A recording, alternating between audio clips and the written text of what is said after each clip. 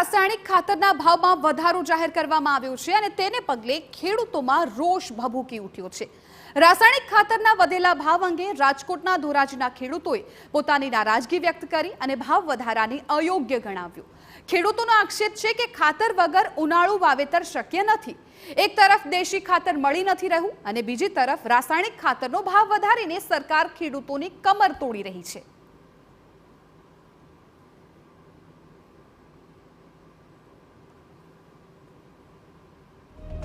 અત્યારે દેશી ખાતર તો મળે એમ નથી, ખેતીને બરોબર છે, પશુ છે નહીં, એના હિસાબે દેશી ખાતર મળે એમ નથી એટલે ના છૂટકે રાસાયણિક ખાતર ઉપર જ ખેડૂતોને પાક લેવો પડે છે।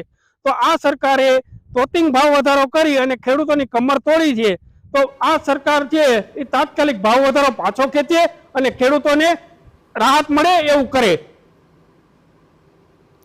તો ઉનાળુ પાકમાં મોટા પાયે મગફળી, તલ, મકાઈ, કઠોળ, ડુંગળીનું વાવેતર કરવામાં આવતું હોય છે, જેમાં ખાતરની જરૂર પડે છે।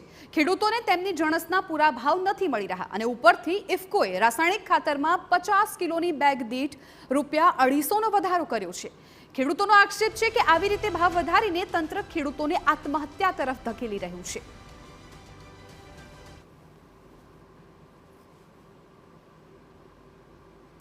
જેમ ખાતરના ભાવ વધી ગયા છે તો ખેતી ખર્ચાળ થઈ ગઈ, ખેડૂત વાંહે કાંઈ વધતું નથી।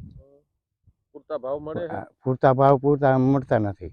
જેને સગવડ હોય એ અંદાજને નબળામાં ખેડૂતને છે ને વહમું પડી જાય એવું છે ખાતરમાં। એક વાર એમ કે અમે સંવેદનશીલ જઈ, અમે ખેડૂતને લક્ષી અમે જે કાંઈ કરવાનું છે કરે, શું કરો ખેડૂતને?